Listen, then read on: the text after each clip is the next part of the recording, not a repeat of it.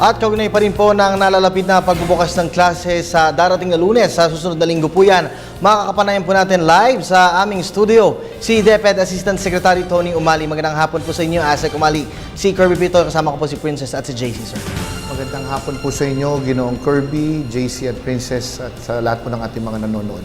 Sir, pangunahin ko na po. Sir, kamusta na po ang kandahan ng DepEd kaugnay po ng school opening sa June 2, sir? Handang-handa na po tayo, katatapos lamang po nung ating Brigada Eskwela, na iayos na po natin ang ating mga silid-aralan, nalinis po ito at handa na po natin tanggapin po ang lahat ng ating mga mag-aaral na humigit kumulang nasa 20.92 million ang inaasahan po natin pampublikong paaralan sa school year 2014-2015.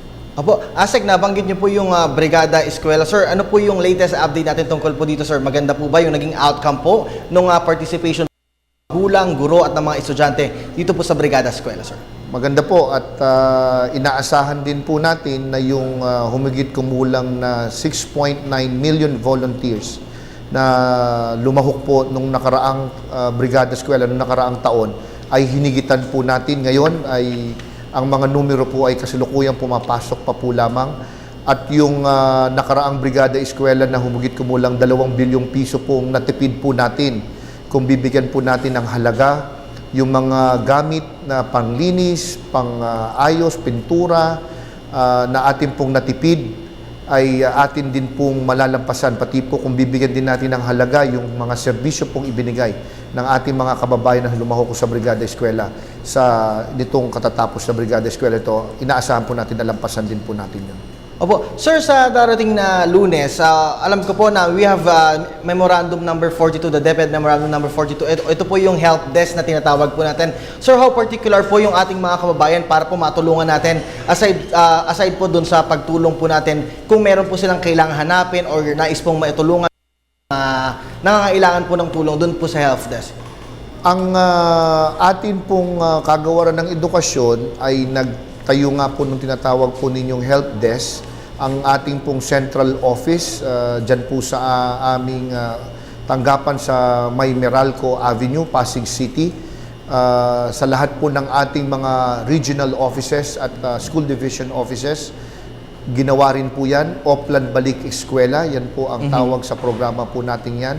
At lahat po ng mga katanungan ng ating mga kababayan, mga magulang, maaari pong idulog po dyan. Mga kalibitan pong itinatanong dyan, Ginoong Kirby, ay kung hindi po nila makita ang pangalan ng kanilang anak, may gusto pong halimbawa mag-transfer from one public school or from a private school to our public school, ano po yung mga requirements na kailangan pong ibigay, ayaw pong ilabas ang mga records ng private school, mga ganyan pong klaseng katanungan atin pong hinaharap at inaasahan po natin na ito po'y muling magiging matagumpay dahil nais po na maging maayos, nais po natin maging maayos ang unang araw ng pasukan. Opo, siyempre, sir, kaakibat sa help desk na ito ang Philippine National Police para po sa pagbibigay naman po ng security doon po sa ating mga chikiting na papasok po ngayong June 2. Tama po yan, Ginoong Kirby. Hindi lamang po PNP, pati po MMDA, mga iba pa pong sangay ng ating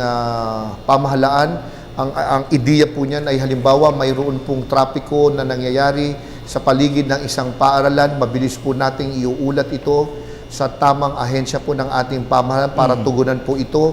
May mga kalye na hindi po magamit, nahihirapan po dumaan ng ating mga anak. Ipagbibigay alam ka agad sa DPWH nang walang po ng kuryente. Atin pong ipagbibigay alam ito sa tamang pribadong kumpanya para po matugunan lahat ito. Yan po ay ating ginagawa. Tama po yan, Ginoong Kirby, para po masiguro, tulad ng nasabi ko po kanina, na maging maayos po ang unang araw ng pasukan sa June 2. Opo, Asek, may panukala po na gawing 3 days daw po. Itong 3 days per week, yung klase po ng mga bata sa elementarya. Sir, ano po ang update tungkol po dito, sir?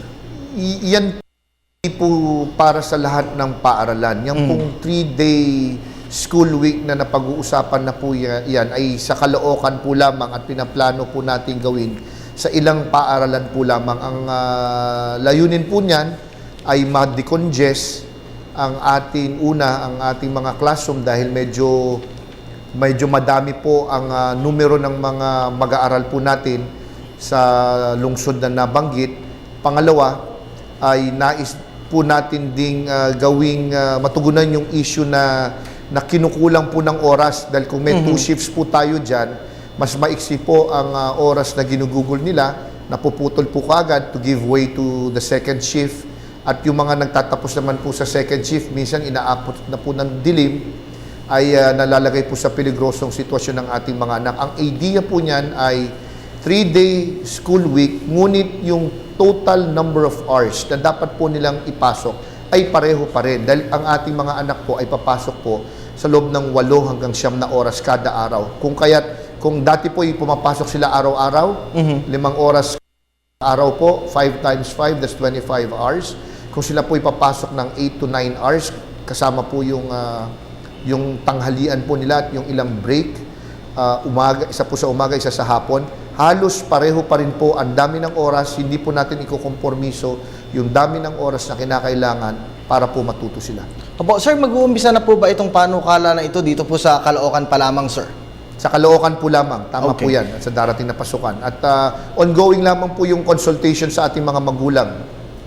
Opo. Sir, kamusta naman po yung supply ng mga libro? At yung kakulangan po ba ng classroom natin ay medyo hindi na po ba napapag-usapan ngayon sa atin pong ahensya?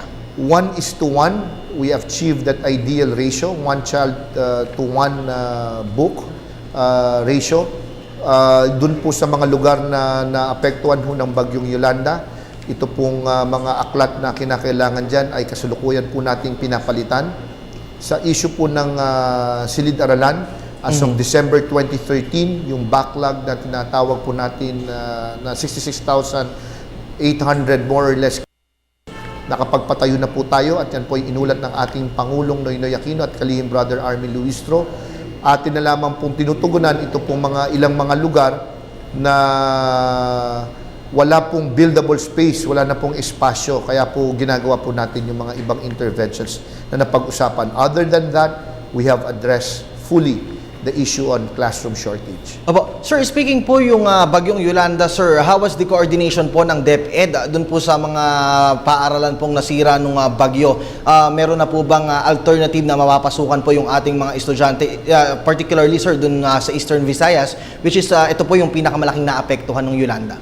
More or less 2,200 classrooms devastated totally by Typhoon Yolanda. Yan po ang kailangan natin pong ipatayo. Humigit kumulang 17,000 silid-aralan naman ang kinakailangang i-repair o i-rehabilitate. Ongoing po lahat yan. We have constructed enough makeshift classrooms at yung mga tinatawag po nating temporary learning spaces, tents, para po tumugon dun sa mga hindi pa po natin napapatayo yung kinakailangan nga po. Handang-handa na po tayo sa simula po ng pasukan maski po sa lugar na naapektuhan ng bagyong Yolanda. Oh, at least, sir, hindi po magkakaroon ng problema yung mga bata po, especially doon po sa Eastern Visayas na hindi po sila makakapasok from the first day of class kasi nga po, ang problema ay wala pa pong mga masisilungan na mga silid-aralan. Hindi po dapat maging issue yan dahil po dun sa mga nabanggit ko pong hakbang na ginawa ng ating kagawaran. Apo, sir, bago po itong opening po ng pasukan, alam po natin lumabas sa mga balita, nagkaroon po ng kaliwat kanang rally itong mga guro kaugnay po ng usapin sa dagdag sahod. Sir, kamusta po sa ngayon ang moral po ng ating mga guro? Are they ready for the opening of the classes? Kamusta po ang coordination nila with the DepEd? Oh yes, definitely. Ang ating pong mga guro ay talaga naman pong hindi matatawaran ng kanilang dedikasyon sa trabaho. Yung mga napag-uusapang issue tungkol po sa pagtaas ng kanilang sahod, yan po ay kanilang pagpapahayag lamang ng kanilang damdamin na dapat po nating kilalanin. Yan po ay karapatan nila sa ilalim po ng ating saligang batas. Ngunit kayo po ay makakaasa ng ating mga kaguruan, hindi po yan gagawa ng na habang kanila pong ipinapahayag ang kanilang damdamin ay maisa sa alang-alang ang interest ng ating mga anak, hindi po mangyayari yan. At ang dialogo ay patuloy pong nangyayari. Ang pagkakaunawa ko po ay mayroon na pong araw at oras na itinatakda para makausap po itong grupong pong ito na nagpapahayag ng kanilang damdamin. So wala po dapat na alalahanin tungkol po dun sa moral po sa pagtuturo ng ating mga guro. Sir, one last thing sir, kamusta naman po ang adjustment naman po ng DepEd pagdating po sa makabagong teknolohiya sa bansa? Nakakasabay naman po ba tayo against with the new technology, sir? Opo, at nais po nating iulat sa sambayan ng Pilipino na ang lahat po ng ating mga mataas na paaralan, high school na mayroon pong kuryente, dahil meron pa rin pong mangilan-ngilan na lamang na wala pong kuryente, ngunit tinatrabaho po natin yan, ay mayroon pong computer labs na tinatawag. Meron po silang computer package na natanggap alinsunod sa DepEd Computerization Program. Pati rin po internet connectivity, binigay po natin yan. Tinatrabaho po natin na mangyari rin po sa habang paaralan. 100% sa high school with power, we have computer labs. Maliban lang po sa ilang paaralan. Apo. Asek, meron po ba tayong expected number of enrollees for the school year 2014 to 2015? Meron po ba kayong datos na hawak po? 20,925,962. Inaasahan po nating dami ng mag-aaral na papasok sa pampublikong paaralan. At kung ikukumpara po ito nung nakaraang taon, nasa humigit kumulang 20.88 million po. Bagyang inaasahan po nating tataas ang dami ng mag-aaral na papasok sa pampublikong paaralan. Sa pampribadong paaralan, kung titingnan po yung 2013 to 2014 figures, nasa 3.02 million po. Humigit kumulang dyan din po ang inaasahan nating, yan din po ang dami ng mga mag-aaral na papasok sa pampribadong paaralan. Alright, at bilang panghuli na lamang po sir, ano po ang mabibigay niyo pong mahalagang mensahe sa mga chikiting at lalong-lalo na po dun sa mga kanila pong mga magulang sa pagsisimula po ng klase sa susunod na linggo? June 2, unang araw po ng pasukan, ang inyong pong kagawaran ng edukasyon, pangunguna po ng ating kalihim Luistro ay hindi po titigil para masiguro na maibigay po sa inyo ang ating dekalidad na edukasyon na ating pong parating hinahangad. Maraming pong salamat. Alright, at least importante sir, wala pong naging problema for the opening of classes at handang-handa po ang Department of Education. Maraming salamat po sa oras at panahon na ibinigay niyo po sa amin. That was DepEd Assistant Secretary Tonisito Umali. Thank you po.